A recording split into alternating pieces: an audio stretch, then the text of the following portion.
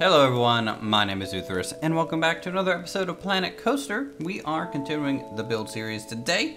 I wanted to do a different interior than the last few. It seems like we built a lot of food restaurant kind of sections for our little outlet mall asset pack that we randomly started creating. And today we are going to be retrofitting and skipping over, deleting the whole interior and trying to remake it here, a GameStop. So for those of you who, never gone to a GameStop, we're kind of in the age of Steam and things like that, but, it's just a common kind of video game store. I will say, I haven't really bought anything from a GameStop in years, so, I'm kind of going off of old memory here, and we're trying to remember what it was like when I was little, more so maybe than current. But we're trying to change the front here. With this outlet mall, I'm kind of stuck with the facade that we made for the Smash Burger. So luckily, we don't have to rebuild the exterior front. We do, however, want some more interesting window designs, maybe, just for variety's sake. And you guys are free, of course, to strip these out and rework these any way that you want. And hopefully you do so.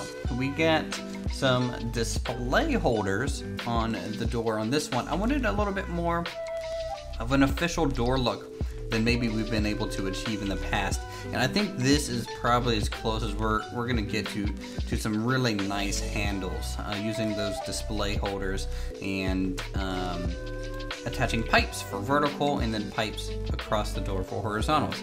It turned out really well. I was a little worried about that. We are going with an old school kind of interior here, and maybe, this GameStop was here for years or what have you, but they have kind of this retro-y kind of wood paneling wall that's in there. Now, these are nice because you can hang shelves on them easily. They do have gaps in them, so that is kind of a good thing about them. And it just kind of makes it feel different than everything else that we've made so far as well.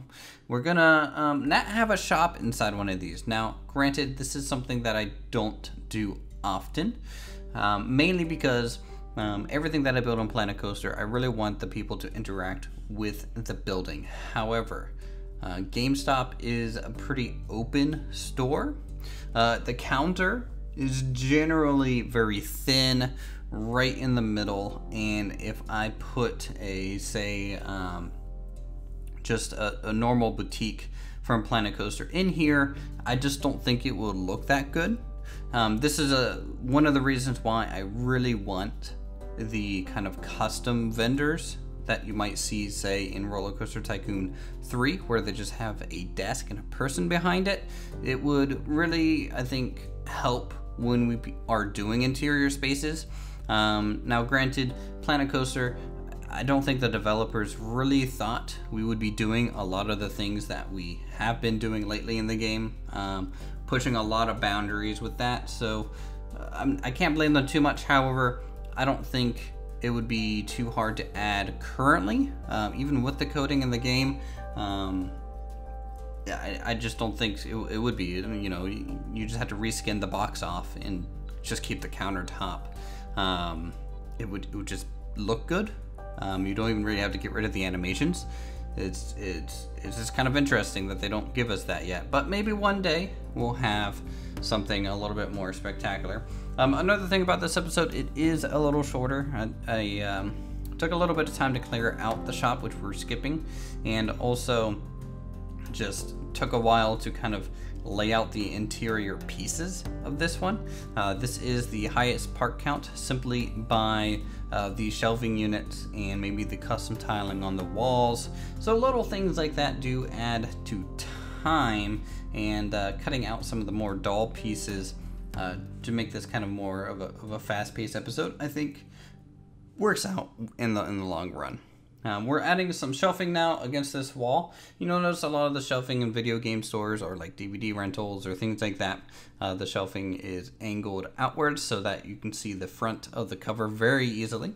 We're going to color code these, kind of this really dark blue. I didn't want to go completely black for the PlayStation, just so we can have a bit of a color break from like the countertops and the floor. So we're going to go with a dark blue for that area. The left by the counter, the main checkout counter, kind of usually like discount games area. Same thing to the right of it. But the green, of course, is going to be Xbox. The white is going to be Nintendo. I could have added maybe a pop of red in there. But I think, you know, if I went overboard with the detail too much, I think it would make this store stand out a little more than the other ones. And since this is kind of a set, I'm kind of gonna just keep them all on the same level of detail and not go too crazy with them. Testing out just a pattern of lights for ceiling lights in here. You'll see that we even did the classic kind of foam board roofing. Unlike the other stores where we have the exposed pipes, these ones, you know, they actually put something to cover that area up. Maybe it's an older store and they revamped the outside, but the interior they didn't really touch from back in the day. And the other two restaurants maybe newer, remodel. Another big thing with GameStops are, you know, there's little stations where you can try some games. So we are going to build, you know, a few of these little things. It just has a display, simple stand of some kind, and pipes to where you would kind of put your controller down. And I'm not going to build a controller. It's a little bit too small of a detail, but I definitely wanted these stands to be included as well. Of course, the archer in the middle of the room here is for scale. So everything, I think, works out in the long run. And, you know, the nighttime lighting looks good. The glass looks good. We'll add some center shelves. These would be like DVD racks. Usually DVD racks, or maybe some more discount games. The PC games were generally on just one side of these displays because PC gaming back in the day was definitely done a little bit less than it is now, and since Steam came out, PC games aren't really sold here. So let's go ahead and take a look at it in real time. You guys can give me some feedback and some ideas for the 2 remaining stores left. Okay, so here we are taking a look at our little GameStop here, and you can see some other buildings kind of already cleared out next to it. The thing I want you guys to do in the comments down below is to let me know what these 2 buildings should be, and then we'll be kind of done with our strip mall motif, I think, and then kind of move on to other things. I think we're kind of hitting the limit of just how many different interiors can we make, but it's good practice nonetheless, and you can see that the strip mall over here is definitely gaining some size. Anyways, down here, we kept some of the front of the Smashburger, right? Weird thing is GameStop logo and Smashburger logo, both white text, red text. So a little weird to have those next to each other, and you'll see that in a second. But hey, what are you gonna do? You know, I can't design their logo. It's already made. I'm just copying it because I am a plagiarist. In here, we have this cutaway kind of entryway here. Now, normally there'd be like displays in the windows, boxes set up and things like that. I'm going to leave it plain. You guys, of course, free to decorate this however you want to make it fit your park or to fit your outlet mall that is outside your park, beside your giant parking lot and hotel. But I really like these handles. I'm really happy that we are able to use this piece to kind of give us connection points through the glass and give us kind of this push feel on the other side with the railing made out of pipes and the mat made out of brickwork there. You know, just changing up the storefront, even though we can't change up the facade since we kind of already made one and we had to keep that look all the way through. I think we'll keep these things a little bit more interesting than maybe normal. On the inside here, you can see pretty spacious, probably unlike most GameStops. There should probably be some more cylinder type displays in here, but I didn't want to clutter up the floor too much. We could have put displays on here, like take like some of the wooden support brackets and put like DVD, almost like displays along the shelving, but that's a detail that I don't think is really necessary, and I think it kind of limits the functionality of the blueprint if I'm putting video game details, and maybe you retrofit this and change it into something else. I don't know what it's going to be used for, so we'll kind of keep it vanilla as always. We get our display stands for little games. We get overhead lights. We have the shelving behind the counter. Now normally these are like big ticket items like card decks, Magic the Gathering, Pokemon cards, things that they don't want really out on the display floor because those are really easy to kind of steal and walk out with. We got the Xbox display stand.